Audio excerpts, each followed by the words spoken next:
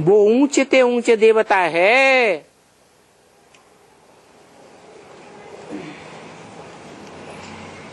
जिस ऊंचे ऊंचे में आत्माओं का ऊंचे ऊंचे बाप प्रवेश करते हैं और फिर प्रवेश करते हैं मुकर्रर रूप से, तो मुकर्रर रूप से संग का रंग भी तो लगेगा ना, है? लगेगा या नहीं लगेगा? लगेगा। तो ये तो पार्शलिटी हो गई।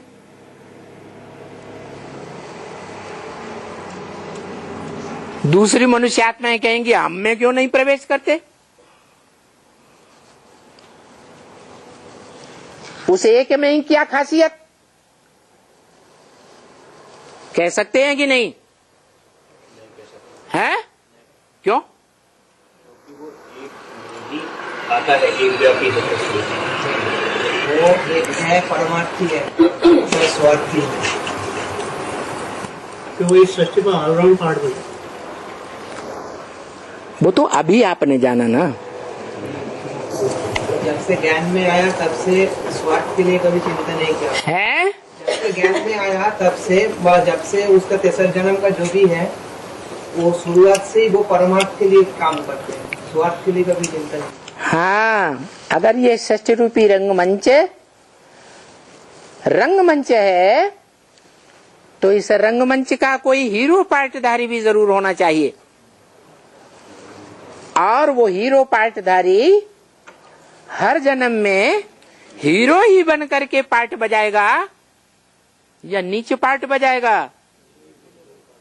हीरो बन करके पार्ट बजाता है। कैसा हीरो?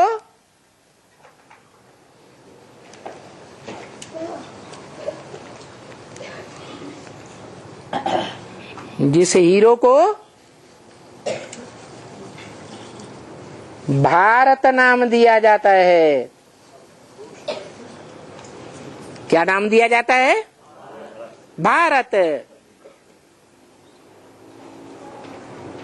सभी धर्मखंड विनाशी और भारत अविनाशी धर्मखंड। तो क्या जड़ जमीन में भगवान आता है? है? जमीन में नहीं आता है। कोई शरीरधारी आत्मा है जो भा माने ज्ञान की रोशनी, रत माने लगा रहने वाला, 84 जन्मों में भी ज्ञान की रोशनी में लगा रहने वाला है। सतयुग त्रेता में तो ज्ञान का जो सार है वो सभी देवताएं ज्ञान के सार स्वरूप ज्योति बिंदु आत्मा में टिक कर रहते हैं, देह की याद में नहीं रहते। बाकी रहा द्वैतवादी द्वापर युग।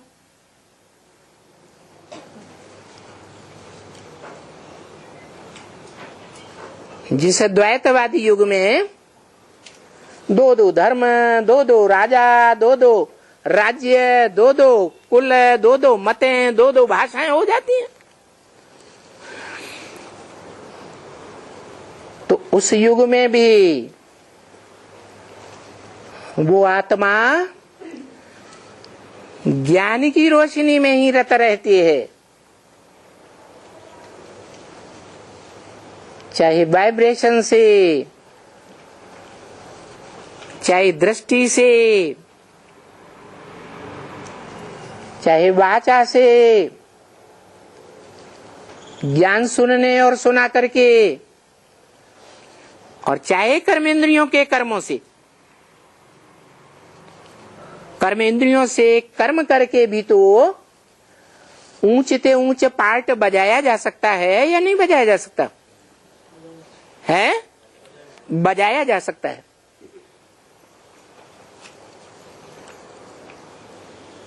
तो द्वापर के आदि में जब भक्ति मार्ग का सात्विक रूप होता है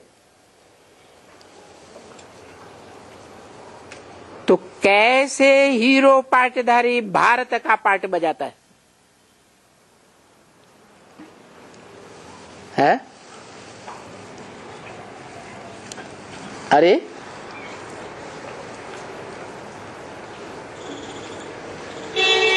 कहते हैं कि वेद ब्रह्मा के मुख से निकले,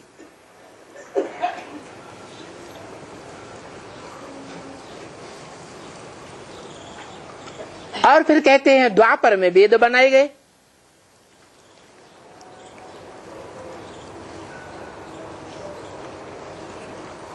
तो किसके मुख से निकले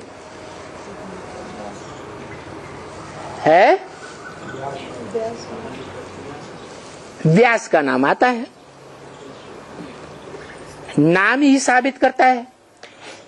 वि माने विशेष रूप और आस माने बैठ गया। किस काम के लिए बैठ गया है? ज्ञान का मनन चिंतन मंथन करने के लिए बैठ गया।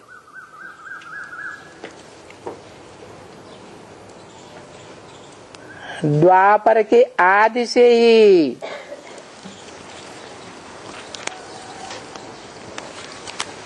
लेकर के जन्म जन्मांतर कलयुग के अंत तक के जन्मों में वो आत्मा मनसा वाचा कर्मणा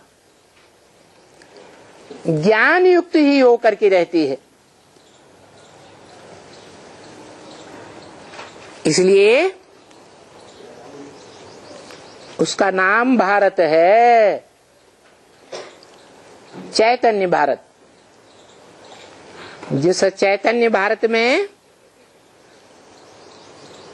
आत्माओं का बाप चैतन्य सुप्रीम सोल प्रवेश करता है, संगम युग में ही प्रवेश करता है मुकर्रर रूप से। और जब से प्रवेश करता है तब से लेकर सतयुग के, त्रेता के, द्वापर के, कलयुग के, शूटिंग के अंत तक संगम युग में मनन चिंतन मंथन का, वाचा का या कर्मेंद्रियों से कर्म करने का सत्य पार्ट ही बजाता है या झूठा पार्ट बजाता है? सत्य पार्ट ही बजाता है। सिख लोग भी कहते हैं है सी भी सत्य, अभी भी सत्य है, हो सी भी सत्य है, भविष्य में भी सत्य ही होगा और था भी सत्य। तो जो सत्य सतो प्रधान होता है वो दुखदाई होता है या सुखदाई होता है? मना वो ऐसा सत्य है इस पृथ्वी पर पार्ट बनाने वाला पार्टधारी जो कल्याणकारी ही है, अकल्याणकारी नहीं है। वो ही शिव बाबा है जिसके लिए मुरली में ब्रह्मा मुख से बोला क्या है? इस सृष्टि पर सदा कायम एक शिव बाबा ही है, दूसरा कोई भी नहीं है जो इस सृष्टि पर सदा कायम हो, सदा सुखदाई। सत्य भी है, सत्य है तो कल्याणकारी होगा या अकल्याणकारी होगा? है कल्याणकारी होगा।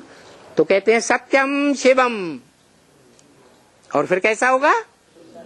सुंदर भी वही है, सुंदर ते सुंदरतम पार्ट बजाने वाला भी वही है। उसको पहचानो। संगम युग में वो ही सत्यम शिवम सुंदरम। अभी ऊंचते ऊंचे पार्ट धारी है।